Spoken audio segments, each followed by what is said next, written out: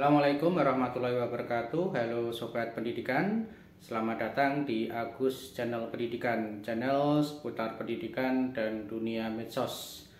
Jika kalian suka konten-konten menarik seputar pendidikan, maka jangan lupa untuk dukung dan support terus video ini dengan cara klik subscribe dan bunyikan notifikasinya agar tidak ketinggalan dengan video-video terbaru dari saya.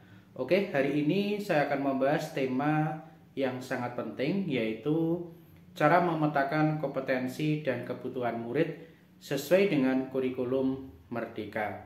Nah, yuk kita mulai ya. Dalam kurikulum Merdeka ini penting bagi kita untuk memahami bagaimana memetakan kompetensi dan kebutuhan murid.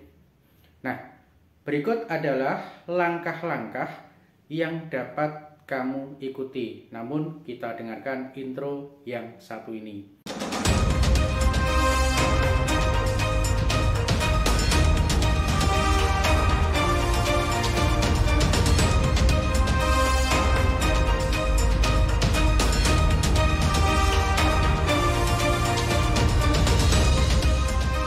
Oke, yang pertama itu adalah identifikasi kompetensi. Pertama, kita perlu mengidentifikasi kompetensi yang ingin dicapai dalam kurikulum Merdeka. Kompetensi tersebut terbagi menjadi 3: sikap, pengetahuan, dan keterampilan. Ambil waktu untuk mendalami setiap kompetensi ini agar sesuai dengan tujuan pembelajaran yang ingin dicapai. Kemudian yang kedua, pengumpulan data murid. Selanjutnya, lakukan pengumpulan data mengenai kemampuan murid.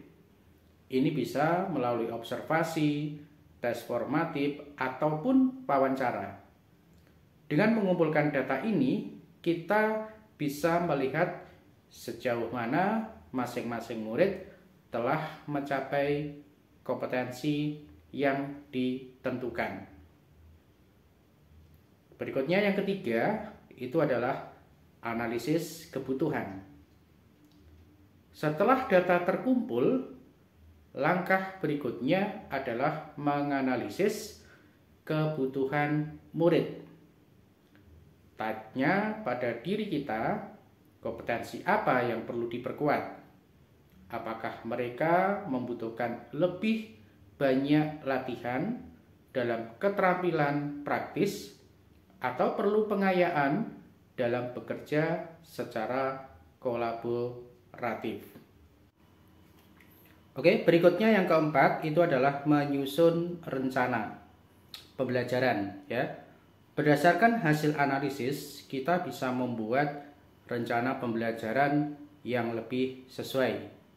Rencana ini mencakup metode pengajaran, kemudian media pembelajaran, dan evaluasi yang tepat agar setiap murid mendapatkan kesempatan untuk berkembang sesuai dengan kemampuannya.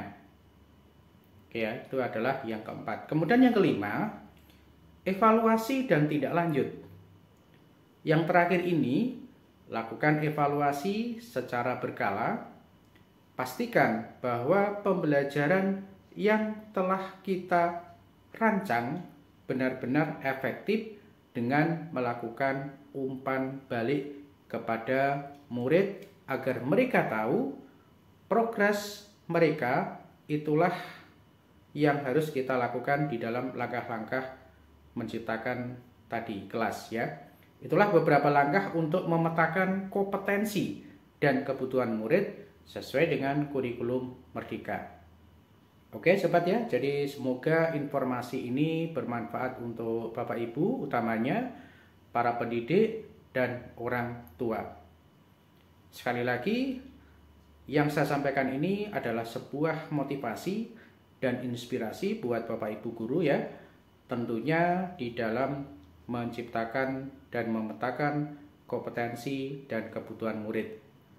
Dengan melakukan 5 hal langkah tadi, harapannya Bapak Ibu itu dapat mengkondisikan kelas, kemudian Bapak Ibu bisa siap mengajar sesuai dengan materi Bapak Ibu, dan tentunya lingkungan kelas yang siap ajar ini akan mempengaruhi pada materi yang ingin Bapak Ibu sampaikan. Oke, sebagai penutup Bapak Ibu, tentunya support terus ya dan dukung terus channel ini, karena channel ini akan selalu memberikan informasi seputar tutorial, kemudian pendidikan, dan dunia medsos. Bapak Ibu bisa cek di dashboard yang di channel ini untuk mengetahui ilmu apa saja yang harus diketahui, yang harus dimiliki kompetensi dari seorang guru dan pendidik. Oke, terima kasih sekali lagi. Saya ucapkan terima kasih buat yang sudah melakukan subscribe, dan terima kasih kepada netizen dan yang telah mengikuti video-video saya. Semoga bermanfaat.